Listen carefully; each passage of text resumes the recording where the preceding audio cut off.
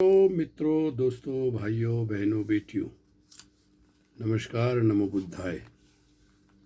मेरी एक किताब प्रकाशित हुई भारतवर्ष की गुलामी के कारण।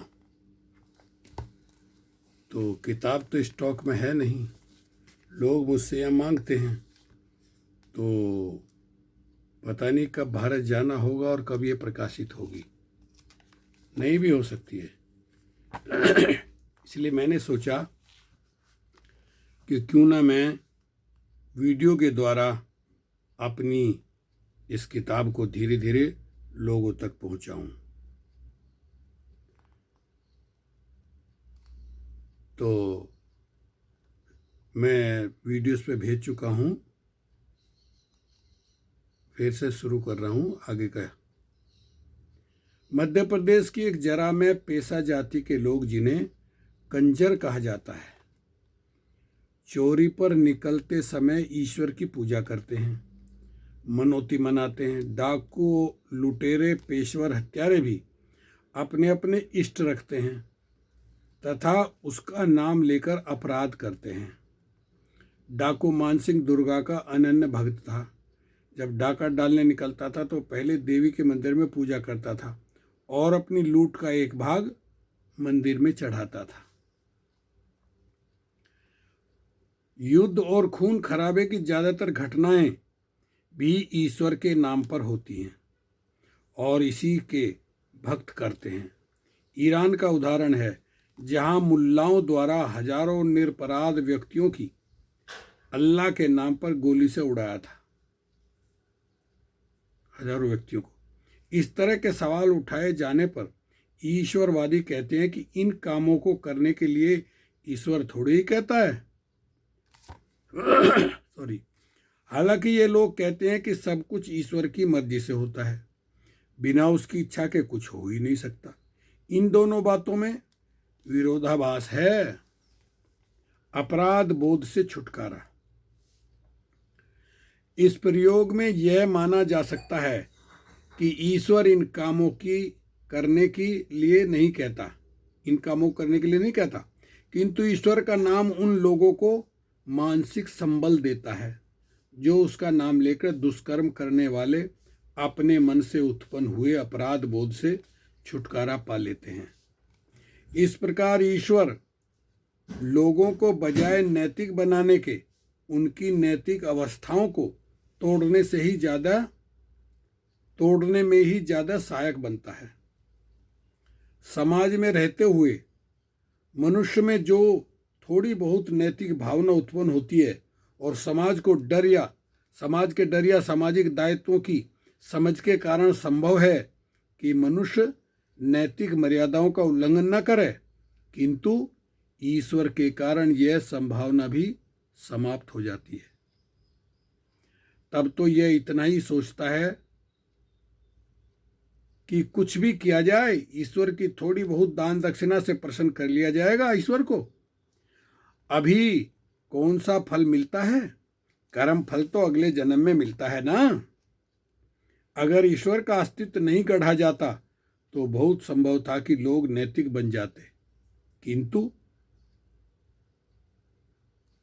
पंडे, पुजारियों, मुल्लाओं, पादरियों और धर्मगुरुओं ने ईश्वर को बीच में लाकर लोगों के लिए भ्रष्ट होने के रास्ते खोल दिए।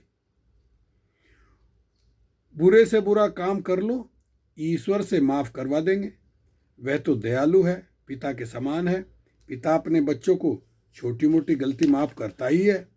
इस मान्यता ने लोगों की नैतिक आस्था को कमजोर ही बनाया है। अन्यथा क्या कारण है कि लोग 12 महीने तीर्थों में जाते रहते हैं?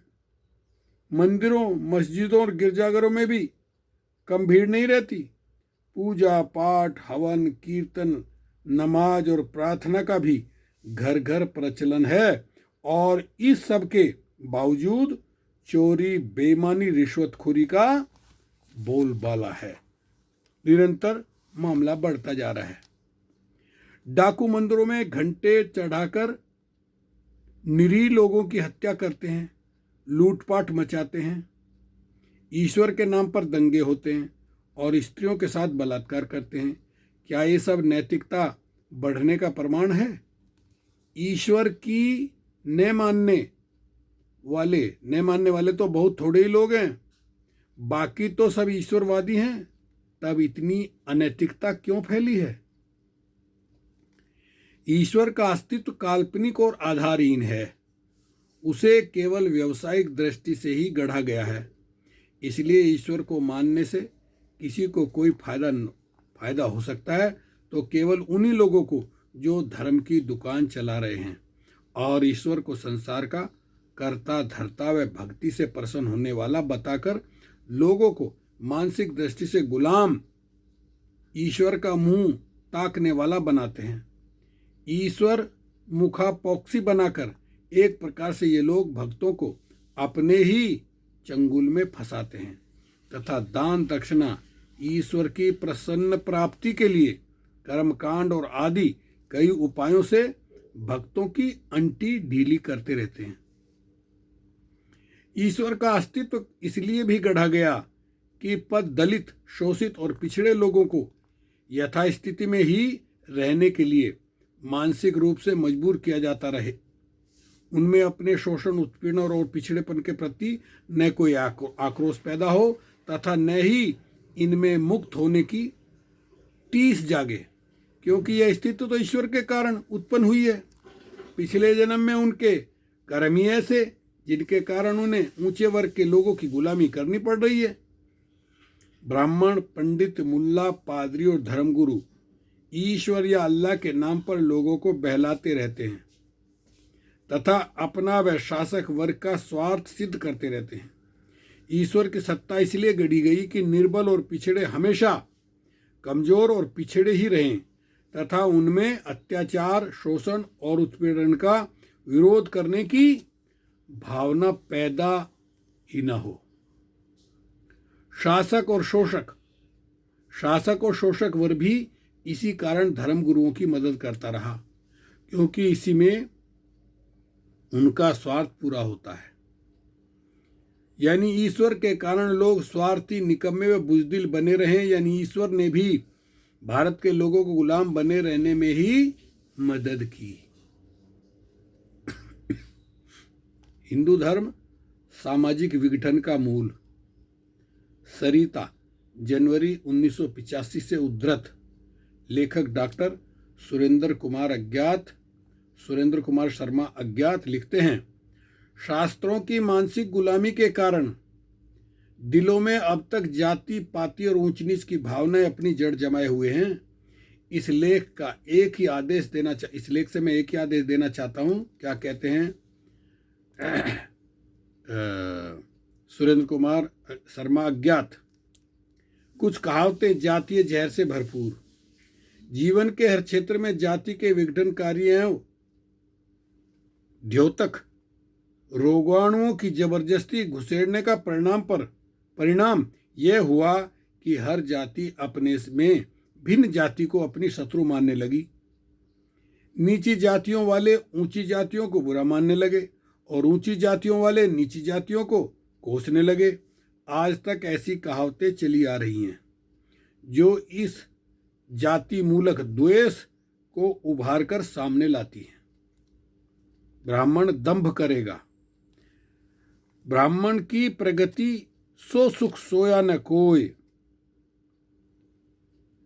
ब्राह्मण की प्रतीति सो सुख सोया न कोय। बलिराज हरिचंद का दिया राज हन खोय। कहे गिरधर कविराज जगत के ये ही धम्मन। अरे कोटि करो पाय दंभ नहीं चूखे बामन। कितना कड़वा सच्चा लिखा गिरधर जी ने। कायस्थ, देखिए, कायस्थ बच्चे कभी न सच्चे, ये कहावतें बना रखी हैं। दर्जी सुनार, वेश्या बंदर अग्नि जलकुरी कटक कलार। ये 10 नहीं अपने सूजी दर्जी सुआ सुनार। छत्री, खत्री पुत्रम कभी न मित्रम। जब मित्रम तब दंगम दंगा। बनिया, तुलसी कभी न कीजिए वणिक पुत्र विश्वास। प्रतिवचन और धनहरण फिर दास का दास, देखिए बनिया के लिए, जाट और जुलाहे के लिए, जाट जुलाहा जोगना जगाती और जोए, पांचों जज्जे छोड़कर प्रीति करो सब कोय। देखिए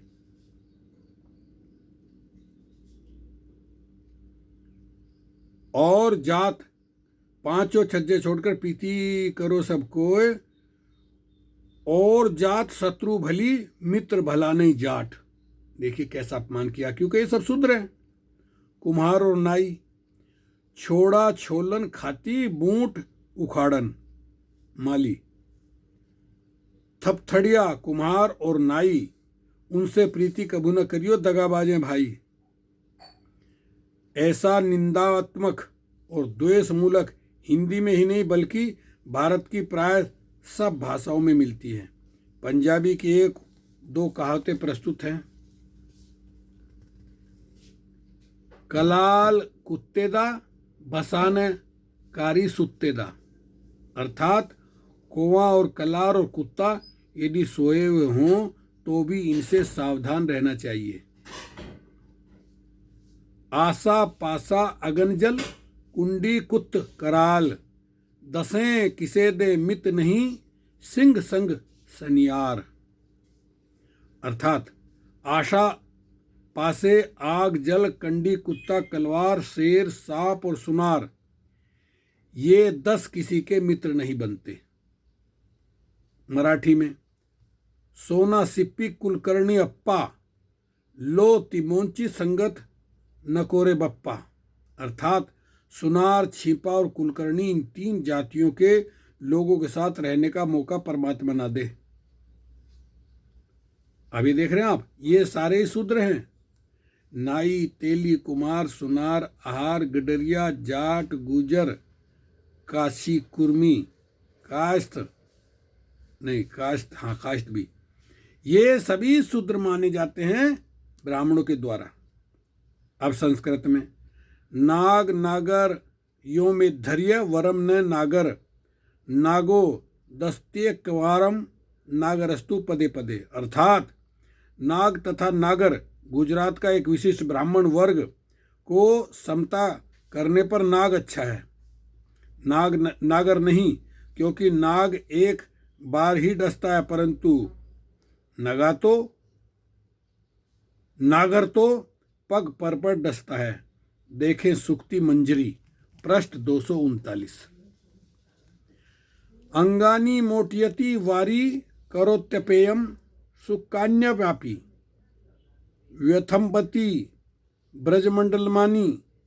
मंडलामी यद देशज पवन एवं करोति वांधा, तद देशज किमु नरा सुखदा भवंती, अर्थात पूर्वैया हवा अंगों को मरोड़ती है और पानी को पीने आरोग बनाती है और सूखे हुए घावों को भी सरस बनाकर दुखाती है। ऐसी करतूत जिस देश की वायु को ही वहाँ के रहने वाले अर्थात बंगाली व पूर्वीय क्या सुख देने वाले होंगे। सुक्ति मंजरी पृष्ठ 269। जब खुद हिंदू भी जाति के आधार पर ऊंचा और नीचा है, सप्रश्य और अस्पृश्य है, तब किसी गैर हिंदू को इंसान के नाते अपने समान और सप्रश्य कैसे माना जा सकता था। जब जाति पाति के रूप में बोया पेड़ बबूल का, तब आम कहाँ से खाए। इतिहास में ऐसे अनेक प्रमाण मिलते हैं जिनसे सहज में व्यक्ति इस निष्कर्ष पर पहुंचता है कि अगर ये किस बीज हिंदू धर्म में ना होता तो ग्रामों के ग्राम पल भर में मुसलमान न बनते। खुद हिंदू माँ बाप अपने जिगर के टुकड़ों और अपनी लड़कियों को घरों से न दुत्कारते। देखें फिल्म पिंजर। 14वीं शताब्दी में कश्मीर के जब हिंदू राज्य का पतन हुआ, तब रेंच ने नामक एक लद्दाखी बौद्ध ने सिंहासन पर कब्जा कर लिया था। वह हिंदू धर्म अपनाना चाहता था, लेकिन खुद हिंदुओं के एक वर्ग को अस्पृश्य मानने वाले धर्मगुरु ब्राह्मण विधर्मी को स्वीकार करने के लिए तैयार न हुए। हिंदुओं से अपमानित रेंचन को मुसलमान फकीर बुलबुल्ला शाह ने इस्लाम स्वीकार करने के लिए तैयार कर लिया और इस तरह कश्मीर का प्रथम मुसलमान शासक हुआ जिसने इस इलाके में इस्लाम के प्रचार में महत्वपूर्ण भूमिका निभाई। देखें द शेडो आपू रामराज्य ओवर इंडिया, लेखक प्रेमनाथ बजाज, पृष्ठ 225। चलिए वीडियो लंबी हो जाएगी इसलिए दूसरी वीडियो में सुनाते हैं आगे का। ओके, शुक्रिया, धन्यवाद। मेरा नाम सत्यपाल बूथ। मैं इस समय साउथ अमेरिका के देश बोलिविया में हूँ और नेचुरोपैथी का डॉक्टर हूँ। 75 साल उम्र है मेरी। मैं चाहता हूँ कि भारत में अमन शांति रहे और जात पात वर्ण व्यवस्था खत्म हो, मानवता का समाज बने। ओके, शुक्रिया, धन्यवाद।